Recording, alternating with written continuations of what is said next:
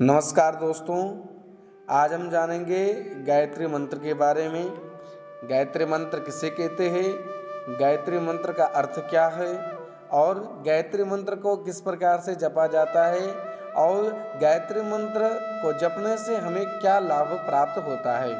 तो सर्वप्रथम गायत्री मंत्र का परिचय देखें तो यह मंत्र यजुर्वेद के 36वें अध्याय का तीसरा मंत्र है।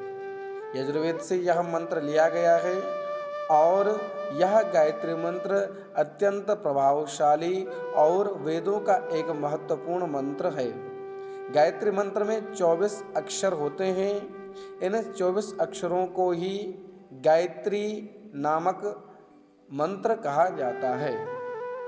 यह मंत्र इस प्रकार है: ओम भूर्भुवस्वः तत्सवितुर्वरेण्यं भर्गो देवस्य धीमहि धियो यो नः प्रचोदयात्। आइए इसका अर्थ जानें। ओम का अर्थ होता है जिसमें तीनों देवता विराजमान है। कौन तीनों देवता? ब्रह्मा, विष्णु और महेश। ओम में 3 अक्षर कहे जाते हैं, आ, उ और मा। आ का तात्पर्य है भगवान ब्रह्मा, उ का तात्पर्य है भगवान विष्णु और माँ का तात्पर्य है भगवान शंकर। इन तीनों के मेल से ही ओमकार ऐसा शब्द बनता है। तो ओमकार का अर्थ है त्रिदेव, तीनों देवों के सम्मेलन को ओम कहते हैं।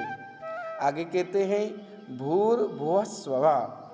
भू कहते हैं पृथ्वीलोक को, भुवः कहते हैं स्वर्गलोक को और स्वः कहते हैं ब्रह्मलोक को।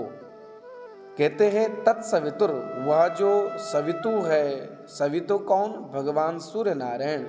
तत्सवितु, वह भगवान सूर्य नारायण का वरेण्यम, वरेण्यम कहते हैं वर्ण करने योग्य, ध्यान करने योग्य, जो उनका भर्ग है। भर्ग कहते हैं तेज, उनका जो प्रकाश, उनकी जो वह ज्योति है वह वर्ण करने योग्य है, ध्यान करने योग्य है। देवस्य धीमहि, उस सवितु देव की उस ज्योति का हम ध्यान करते हैं। धीमहि, उसका ध्यान हम करते हैं, उसका स्मरण करते हैं। जो क्या करें?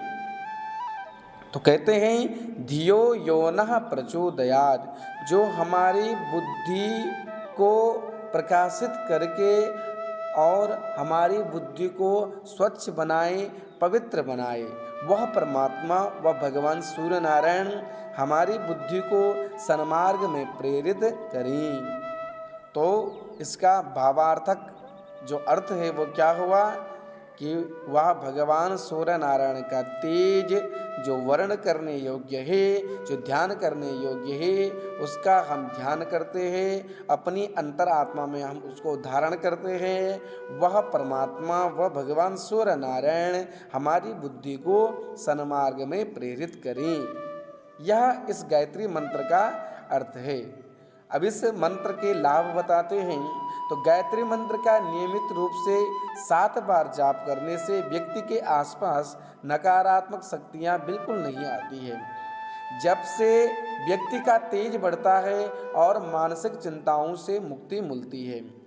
बौद्धिक क्षमता और मेधा शक्ति यानी स्मरण शक्ति बढ़ती है। इसलिए समस्त प्राणी मात्र को गायत्री मंत्र का जप अवश्य करना चाहिए। बालकों को तो अवश्य ही, बच्चों को अवश्य ही गायत्री मंत्र का स्मरण, गायत्री मंत्र का जप करना चाहिए। गायत्री मंत्र को किस प्रकार से जपना चाहिए? तो कहते हैं प्रातः काल और सायं काल 2 समय इसको जपा जा सकता है। तो सूर्योदय के से पूर्व इस मंत्र को स्वच्छ आसन में बैठ करके, पवित्रता से नहा धो करके, मंदिर में बैठ करके या भगवान के सामने बैठ करके इस मंत्र को जपना चाहिए। आप रुद्राक्ष की माला का प्रयोग इस मंत्र को जपने के लिए कर सकते हैं। तो यह इस मंत्र का प्रभाव है। जो इस मंत्र को पढ़ता है, जो इस मंत्र को जपता है, जो इस मंत्र का ध्यान करता है, स्मरण करता है, वह अवश्य ही बुद्धिमान और भगवान का प्रेमी बन जाता है।